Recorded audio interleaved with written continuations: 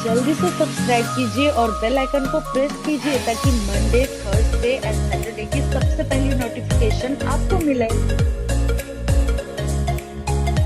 Hello and जय श्री राधे कृष्णा। केम छो everyone? Thank you so much for watching. I am Archana Saraswati and welcome back to meaningful Monday, जहां पे मैं अपने विचार और साथ में बहुत सारी जरूरी बातें आपके साथ शेयर करती हूँ। तो टाइटल तो आपने पढ़ ही लिया होगा। आज हम बात करने वाले हैं गौ माता की, क्यों गौ माता हमारी माता है और क्या क्या उनके फायदे हैं। तो बिना देर किए लेट्स गेट स्टार्टेड।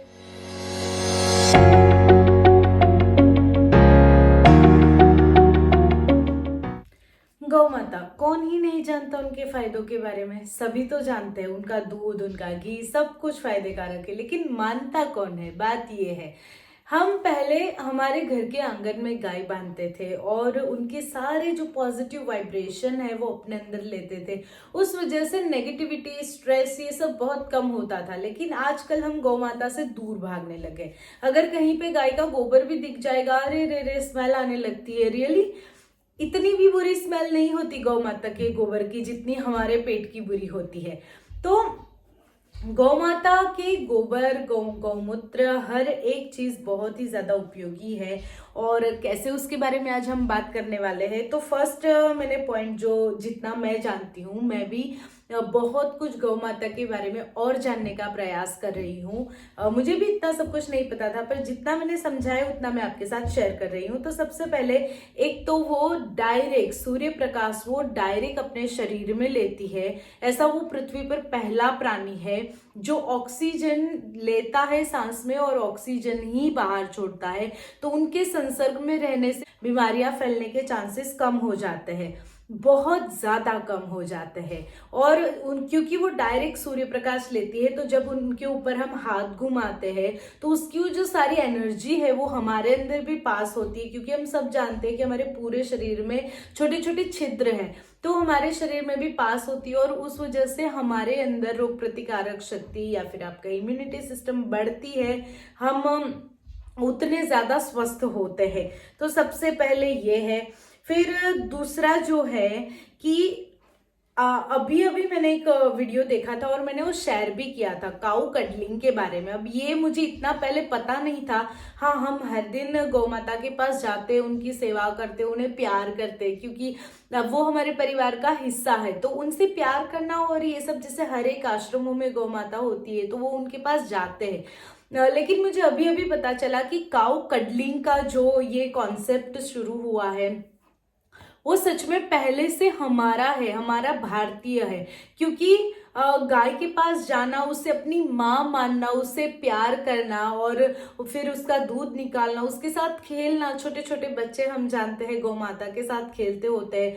तो ये जो काऊ कडलिंग का है वो सच में करने जैसा है। जब आप उसे कडल करते हैं काऊ को, तो जब आप गौ माता को आप हग करते हैं, तब आपके अंदर की सारी नेगेटिविटीज और आपका जो आप जो अंडर कॉन्फिडेंट होते हैं, तो वो अपने अंदर ले लेती है और उसे मतलब बिल्कुल भेद देती है। और आप बिल्कुल कॉन्फिडेंट हो जाते हैं। आप जो भी अचीव करना चाहते हैं उसमें आप बहुत अच्छे से आगे बढ़ पाते हैं। तो गौ माता के साथ रहने से ये एक फायदा होता है। और गाय का दूध तो हम जानते ही है कि इट्स गोल्ड। अगर किसी बच्चे की मां नहीं है भाग्यवश, तो उसे गाय का दूध दिया जाता है, उतनी पावर होती है उसमें। साथ में गौमूत्र, हम सब गौमूत्र के लिए बहुत ही मजाक बना लेते हैं कि लाइक गौमूत्र पीने को बोल रहे हैं ये वो। लेकिन आप जो सब गोलियां खाते हो ना अपनी इनसाइड बॉडी को क्लीन करने के लिए, अगर आप 2 महीने में एक बार, मैं ऐसा नहीं कहती हूँ कि आप ज्यादा बार लीजिए, या फिर कंटिन्यूअसली अगर थोड़ा थोड़ा लेते हैं तो अच्छी बात है।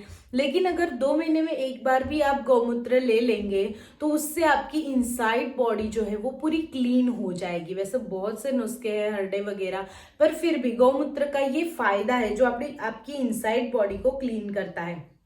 गाय का घी आपके हेड के रिलेटेड, चाहे वो याद शक्ति हो, स्ट्रेस हो, आंखों से रिलेटेड हो, कोई भी हेड रिलेटेड प्रॉब्लम है, तो उसमें गाय का घी बहुत ही अच्छा काम करता है।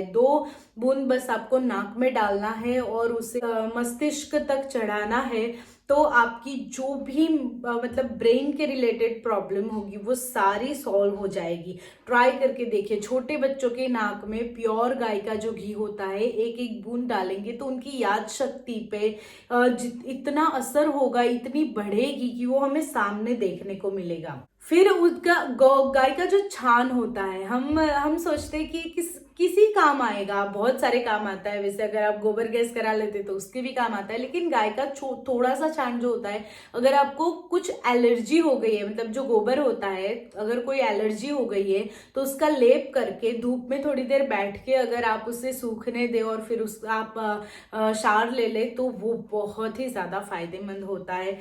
और ये मैं अपने एक्सपीरियंस से कह रही हूँ, क्योंकि बहुत सारे बच्चों को आश्रम में प्रॉब्लम हुई थी और उस गोबर से उन्हें बहुत सारा आराम मिला, क्योंकि लॉकडाउन के दौरान हम जा नहीं सकते थे डॉक्टर के पास। तो ये जो चीज़ है वो बहुत ज़्यादा वर्क करी।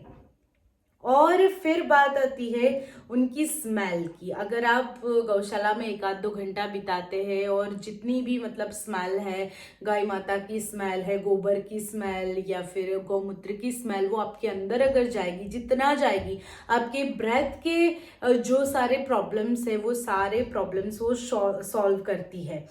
And the most important is कि गाय आपको अपने बच्चे की तरह समझती है। जैसे एक माँ समझती है ना अपने बच्चे को, वैसे गाय आपको समझती है, वैसे वो पहचानती है, वैसे वो आपसे प्यार करती है।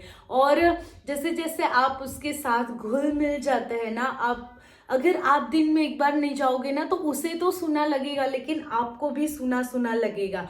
और इसीलिए मेरे गुरुजी कहते हैं कि ये भगवान का आशीर्वाद है पृथ्वी लोक पर, जो हमें मिला है गाय माता के रूप में, जो हमारे कई सारे दर्दों की दवा है, हमारे मेंटल हेल्थ की दवा है। अगर हम स्ट्रेस्ड है और गौ माता के पास जाकर उनसे कडलिंग कर लेंगे, उनसे थोड़ा सा बात कर लेंगे, थोड़ा सा प्यार कर लेंगे, तो वो बहुत ज़्यादा इफेक्ट करेगा हमारे ब्रेन पे, हमारा स्ट्रेस कम करेगा, हमें बहुत पॉजिटिव बनाएगा, फ्रेश कर देगा।